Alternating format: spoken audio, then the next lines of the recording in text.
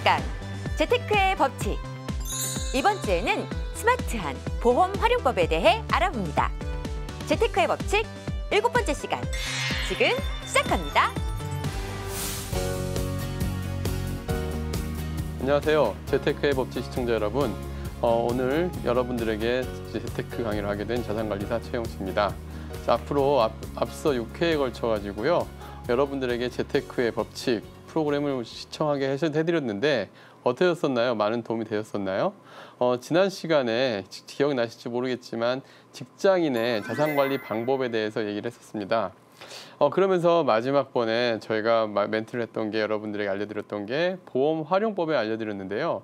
사실 보험 굉장히 어렵습니다. 복잡하기도 하고요. 근데 여러분 생각 한번 해보십시오. 여러분들이 지금 차를 사실 때는 어떻게 사시나요? 옵션 하나씩 다 따져보고 그 다음에 뭐 어떤 회사 거에 내비게이션이 들어가는지 뭐 이런 것까지 또 어떤 차량이랑 차량 등급까지 다 확인해 보시잖아요.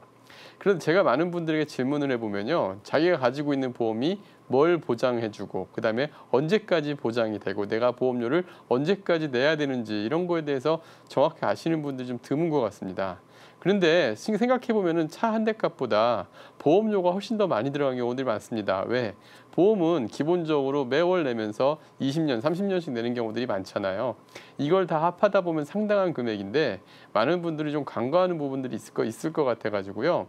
오늘 여러분들에게 7회차로서 스마트하게 보험 활용하는 법이라는 내용으로 준비를 해봤습니다.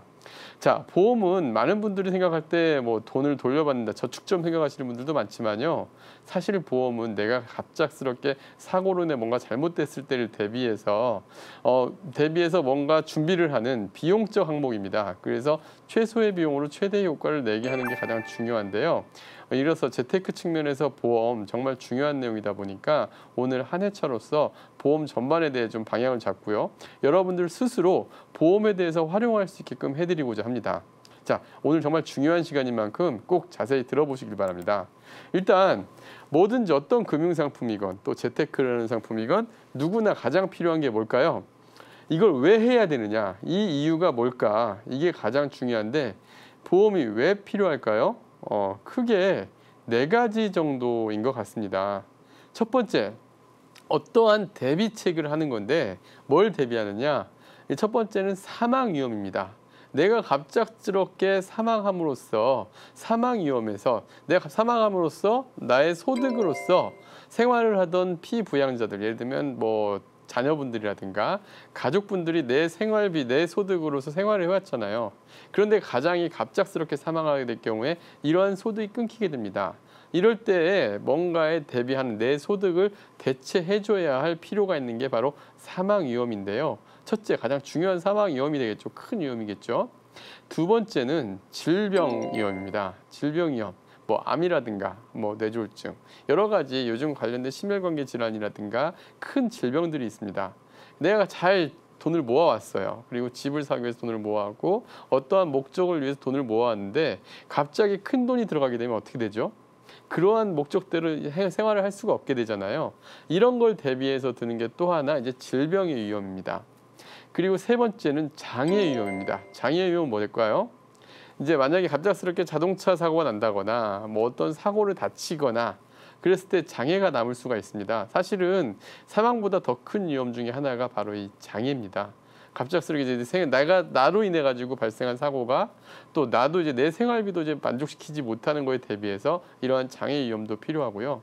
사실 앞에 3가지, 지금까지 말씀드린 3가지는 사고로 인한 걸 대비하는 건데 이제 사실 더 큰 위험이 하나 있습니다. 뭐가 있냐면 요즘은 점점 은퇴 기간이 짧아져요. 은퇴 기간이 지금 현재 뭐 평균 서울시 평균으로 보면 한 52세 정도가 평균 퇴직 나이라고 합니다. 근데 평균 수명은 갈수록 늘어나죠. 지금 현재 우리나라 평균 사망 나이가 남성 평균 기준으로 했을 때 한 85세 정도 된다고 합니다. 그러면 52세에 은퇴를 하면 33년간이 어떻게 되죠? 33년간을 소득 없이 살아야 돼요. 근데 그동안 뭔가 준비가 안 돼 있다 한다면 이걸 이제 저는 이렇게 얘기합니다. 대책 없는 노후다.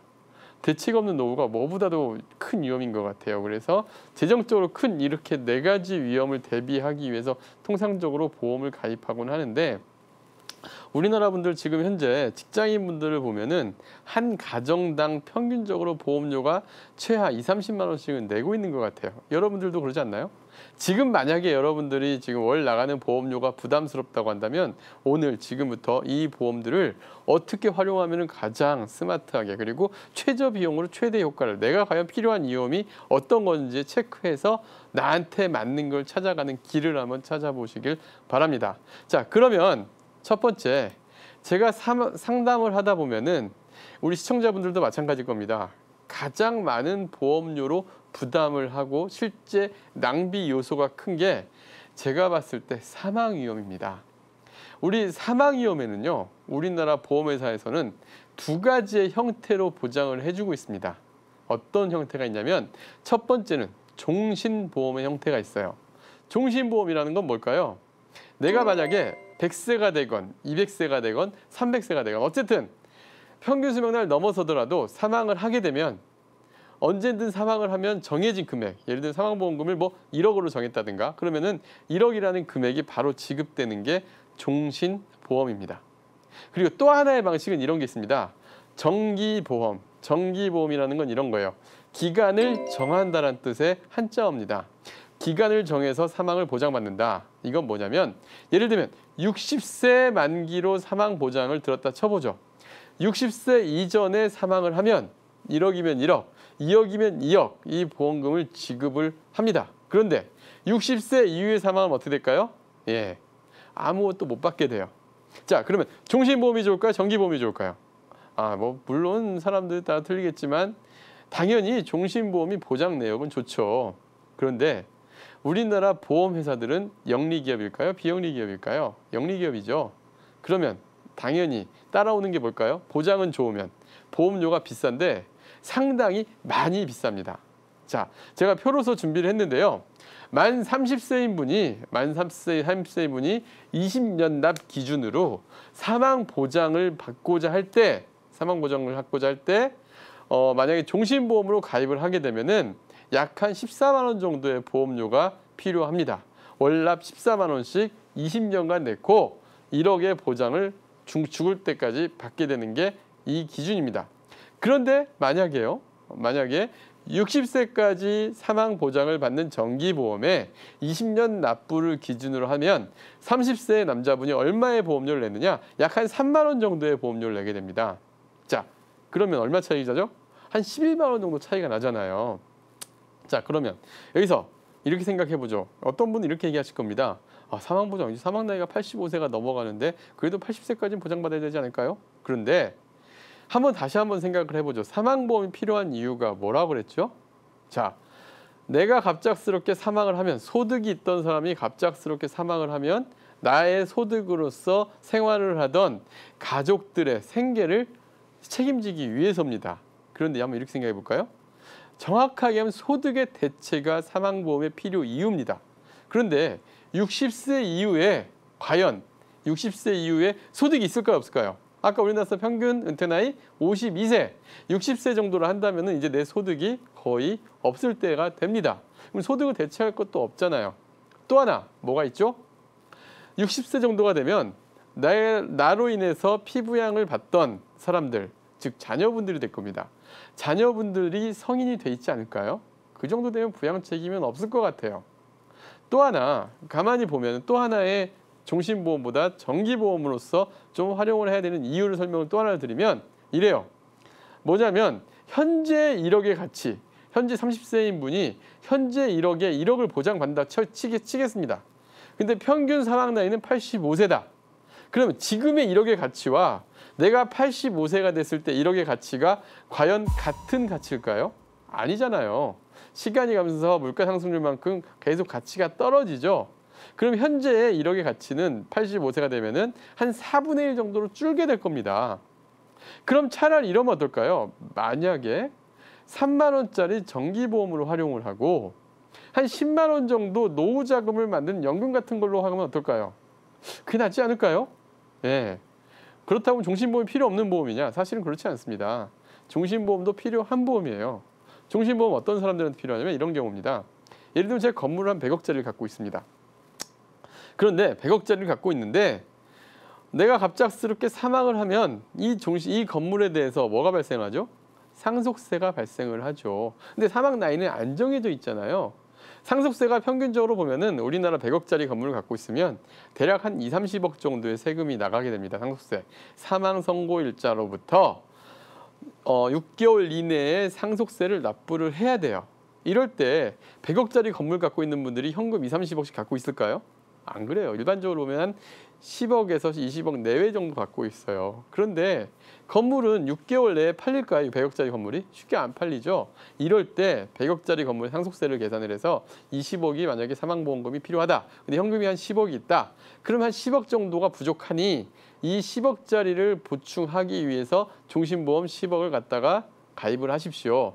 그래서 이거를 상속세 재원 마련용으로 활용하시면 좋을 것 같습니다라고 원래 나온 태동의 이유는 종신보험 바로 이런 세금의 재원 마련용입니다. 원래는요. 그게 미국에서 처음 나올 때부터 그렇게 나왔던 상품인데 우리나라는 이상하죠.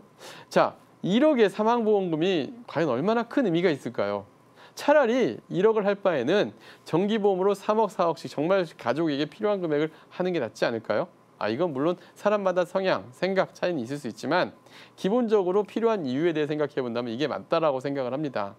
그래서 사망보험이 필요한 이유, 소득이 있는 가장이 피부양 가족에게 재정적인 큰 위험의 발생을 대비하기 위한 거, 그 다음에 소득을 대체하기 위한 거, 소득의 구간 내에서는 반드시 필요한 보험이지만 소득을 구간을 벗어났을 때, 물론 상속세의 재원 마련이 아니고 순수 보장용을 한다면은 가능하면은 정기보험으로 활용하시면서 운영하시는 게 조금 낫지 않을까 생각됩니다. 지금 여러분들이 아마 갖고 계신 증서들 한 번씩 다 꺼내 보실 것 같은데요. 한번 잘 보세요. 사람들이 종신보험은 어떤 오해를 하냐면 종신보험 하나만 가지면 모든 걸 다 보장해 준다 이런 생각들을 가지고 계시는데 실제로 종신보험은 사망보험입니다. 자, 여러분들이 한번 보험 증서를 한번 꺼내 보세요. 그러면 주계약, 종신 해가지고 1억 보험료의 대부분을 그 사망보장이 차지하고 나머지 특약들로서 질병을 보장하시는 받는 형태가 아마 우리나라 사람들이 대부분의 가입 형태일 텐데요. 그래서 사망보장보험이 과연 내가 종신보험이 필요하냐 안 하느냐 다시 한번 판단을 해보시길 바랍니다. 제가 해드린 얘기는 어디까지나 이 원칙론적인 설명을 드린 건데요. 여러분들도 한번 다시 한번 잘 생각해 보셔서 내 보험의 리모델링이 필요한지 한번 검토해 볼 필요가 있습니다. 자, 두 번째는 이제 질병과 장애 위험이죠. 질병과 장애 위험인데 우리나라 분들 보험을 가입을 할 때 보험을 왜 가입할까라는 걸 다시 한번 생각해 볼 필요가 있습니다. 뭐죠? 보험은요, 정확하게 하면 이거죠. 내가 감당하지 못할 손해액을 대비하기 위해서 드는 보험입니다.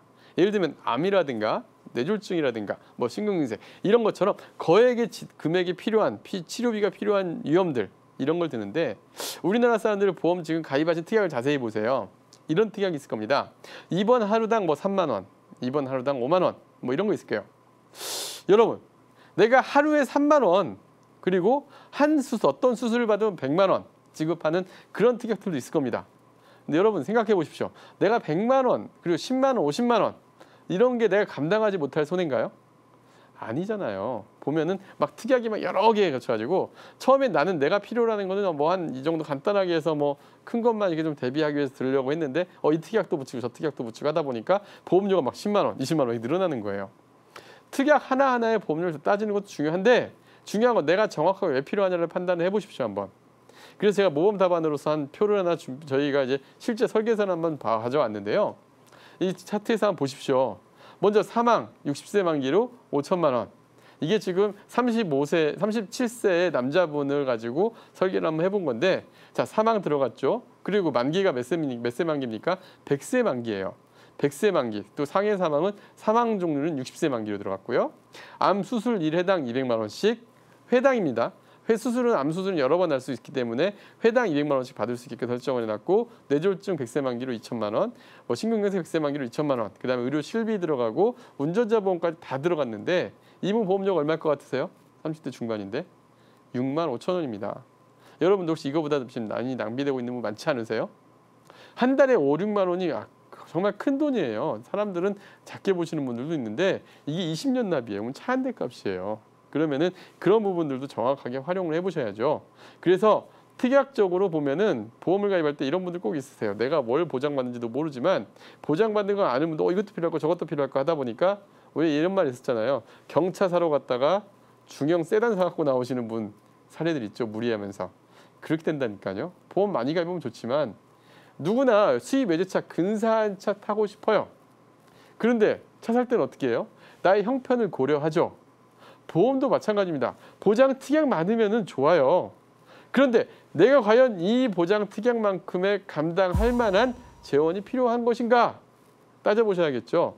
나의 감당할 수준에 맞춰가지고 보험도 들어가야 됩니다. 그래서 필수적으로 일단 몇 가지를 넣었는데요. 자, 보험 가입 방법, 보장성 보험 가입 방법 이렇게 보시면 될 것 같습니다.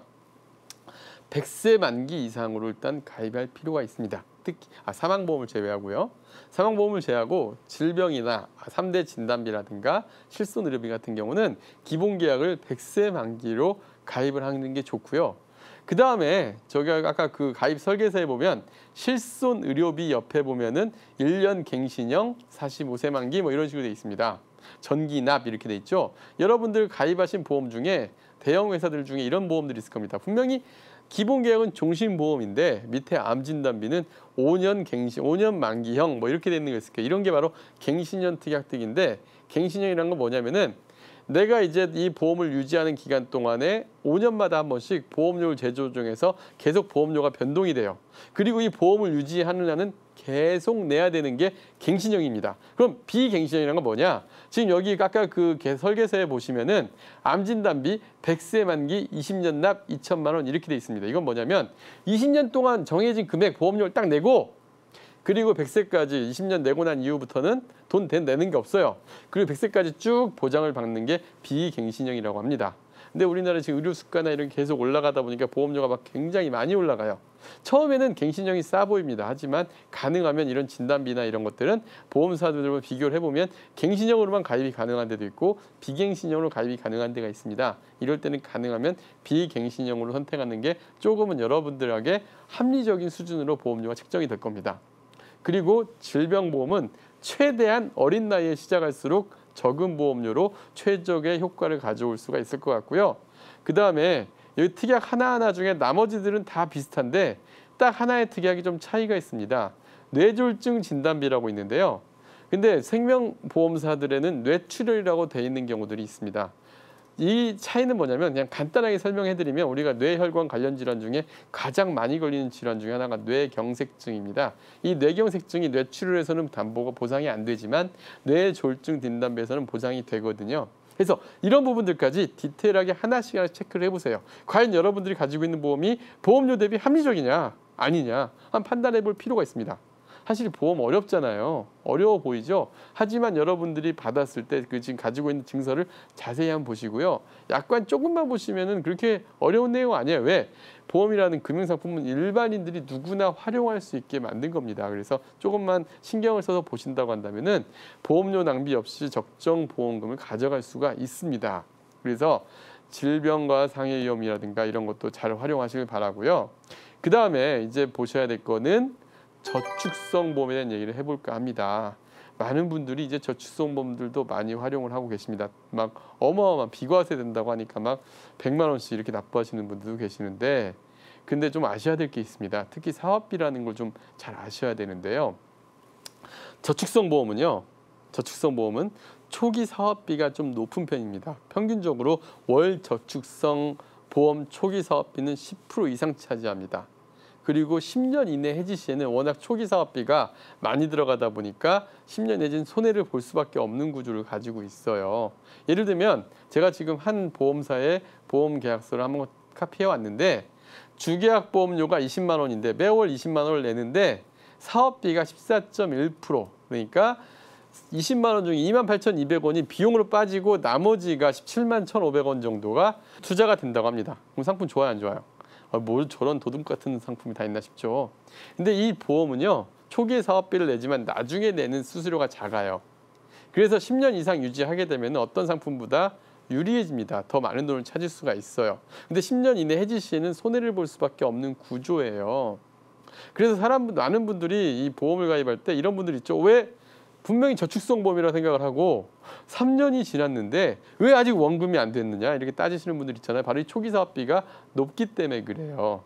그래서 많은 분들이 이런 상품들에 대한 특징을 잘 이해 못하고 한 5에서 7년 사이에 집을 살 돈 이렇게 저축성 보험을 활용하고 하시는 분들이 간혹 있으신데 절대로 그런 식으로 활용하시면 안 됩니다. 자, 여기서 원칙 하나, 10년 내에 사용하실 거라 한다면 절대로 가입하셔서는 안 되는 상품이 바로 이런 저축성 보험입니다. 딱 두 가지 목적으로만 활용을 하세요. 찍어드릴게요. 아예. 뭐냐면 우리 어린 자녀의 교육비라든가 결혼자금을 써야 될 돈이라든가 그다음에 내가 노후에 써야 될 돈을 제외하고는 보험을 활용하지 마십시오. 그리고 저축성 보험을 좀 더 스마트하게 활용하는 방법 알려드릴까요? 뭐냐면은 일시납 저축성 보험을 활용하면 더욱 좋습니다. 일시납 저축은 1,000만 원 이상 단위로 가입이 가능한데요. 1,000만 원 이상 단위로 일시납 보험을 활용할 경우에 아까 월납 보험 14.1%의 사업비가 나왔죠. 평균적으로 보면. 근데 일시납 보험은요. 평균 5% 내외의 사업비가 나갑니다. 그래서 이거는 10년 이내에 잤더라도 오히려 유리한 경우들도 가끔 있어요. 또 가끔 원금 보장도 되는 투자형 상품들도 있습니다. 그래서 월 저축은 투식권이나 은행권에 적금이나 펀드 상품으로 종잣돈을 만들고 이 종잣돈이 만들었을 때 목돈을 저축보험을 한 번에 넣어가지고 딱 목돈을 운영하게 하는 방법으로 활용을 한다면 이 극대화가 가능합니다. 그래서 스마트하게 저축보험 활용하는 법도 알려드렸습니다. 자, 그리고 또 하나 중요한 게 바로 이제 연금이에요. 이제 노후 자금으로 쓰는 연금.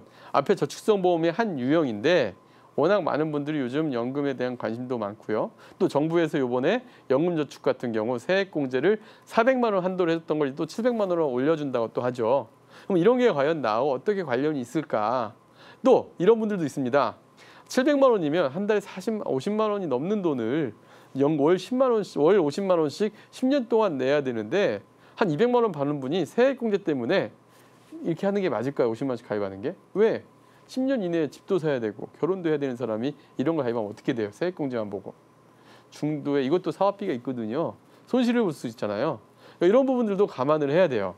그래서 몇 가지 특징적인 설명을 드리죠. 먼저 세액공제 받는 연금저축.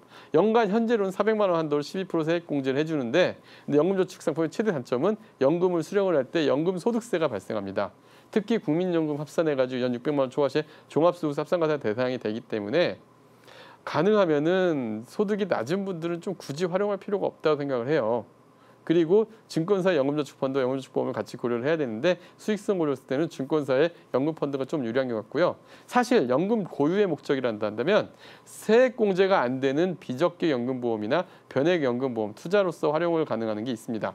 얘는 연금 소득공제는 안 되지만 10년 이상 유지 시에는 연금소득세나 이적 전액 면제가 되기 때문에 이런 부분들 잘 활용을 하시면서 연금으로 활용하신다 한다면은 여러분들이 정말 스마트하게 보험 상품 적절하게 활용하는 방안이 될 수 있을 것 같습니다. 자, 여러분들 어떠세요? 보험 좀 잊지 마시겠나요? 물론 다 이해 못 하셨겠죠?